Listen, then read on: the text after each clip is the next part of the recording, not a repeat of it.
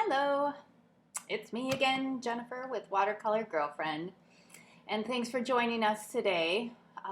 Here we like to paint different subjects and try different styles and things, and a lot of times we're painting in our journal or our sketchbook. We like to learn new stuff and try new techniques. Today we're going to be painting in my usual 110-pound kind of an overall watercolor kind of mixed media sketchbook. So nothing too fancy, but thick enough that it'll kind of hold, itself. It does have a bit of a tooth, but not too much. I do like a smoother paper, but both are lovely. So today, I like to also paint everyday things. I also did an article recently on my website about using different watercolor paints on a budget. And here it is.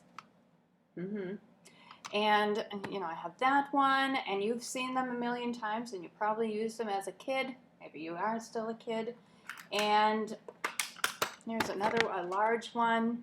You can order these. Look, I have used the heck out of these. There is a lot of, I can even take these and fill it up with nicer paint as these run out. So it can be versatile as a palette as well for later if you want to use something to travel with.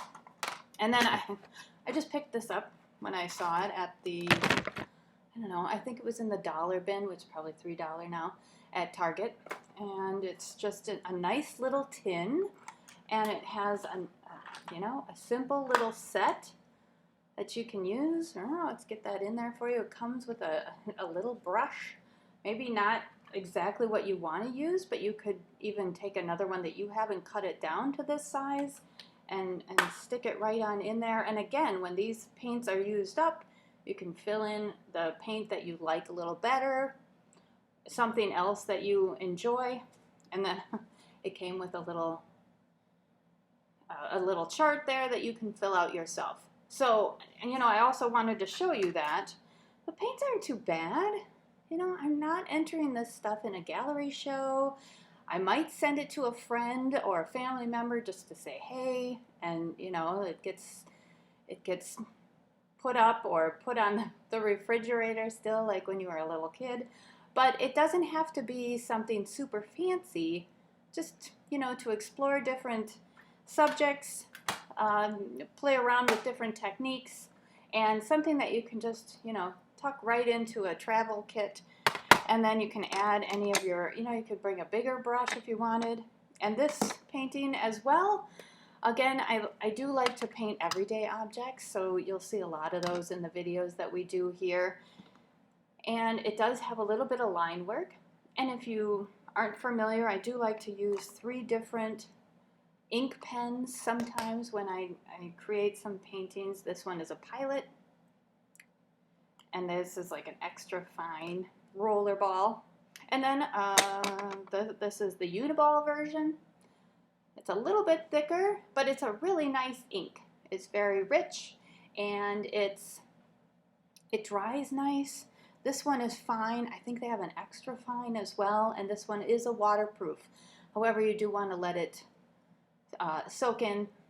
You want to let it dry for a period of time. I don't know, a few minutes, maybe even half an hour, just to make sure that it doesn't bleed, if that's not the technique that you like. And then the Sharpie. Yeah, don't forget that one. That's an ultra fine point. So that's the thinnest line that you can get with the Sharpie. And, you probably are like, I gotta use something fancier, and Sharpie, who wants to use Sharpie? And these are great. They dry super fast. You can paint right over them without any bleeding or running. They're great. And I think these two actually might be my 2 top favorites, but the Uniball is also wonderful. You can get into fancier pens as well, things where you can replace the ink. I'm even thinking about going into nibs with the replaceable nibs and using a pen, an ink that you dip into.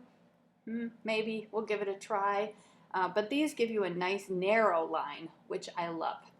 So enjoy, and if you like the video, if you like any of the other videos, please like and subscribe. And you can find me over on Instagram and Facebook as well. And I hope this inspires you to get painting as well. Again, you could, spend a half an hour painting stuff around your house, painting things that you have out in your backyard. Okay, enjoy the video.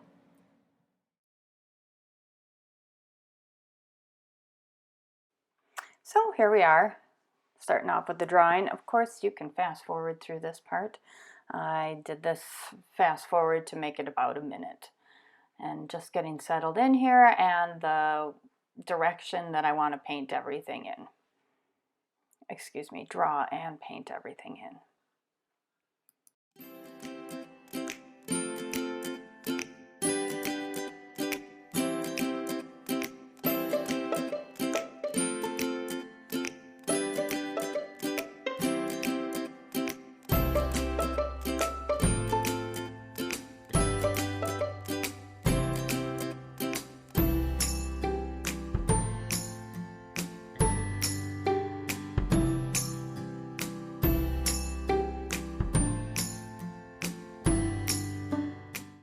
Okay, everything's pretty much drawn out there, and we're going to get started painting. And maybe you're following along and doing your own painting at the same time. I'm choosing a brush here and looking at my paint colors because I'm going to use the paints that come with the cheap color paint kit. And you can see that I have found these paints to be lovely. I have used them a lot. I've used the lid to mix paint and create different colors. I've had no problem using these paints to get some nice paintings. I used to do a lot of real estate paintings, paintings of people's houses after they sold their homes, and I found that these colors were nice and lasted. A lot of people will frame their paintings, and that always helps with the color to preserve that. So I'm just going to let you watch some of this and enjoy.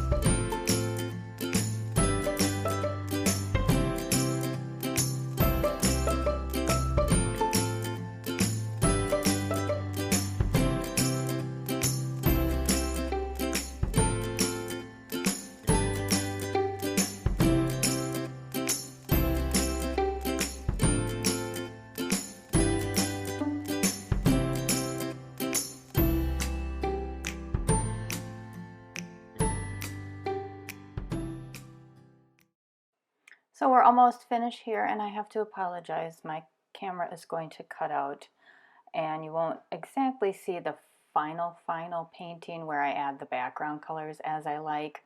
I tend to do my backgrounds in a similar fashion, choosing two different colors, splitting them kind of in the half there, and you'll see how those turn out. And in the future, I'll talk about my camera a little bit and some of the disappointments for making video.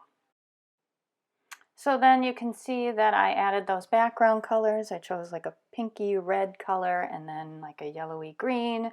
And I added some outlines of with some black ink, which sometimes I like to do.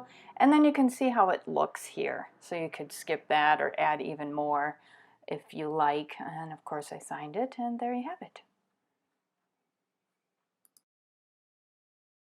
Hello, welcome back. I hope you thought that was fun and inspiring, and you can see there's some little bit of drawing that I did in here. If I can get my hand to coordinate. And I just love like little accents with the black lines and stuff. It doesn't have to be intense. It doesn't have to be overpowering.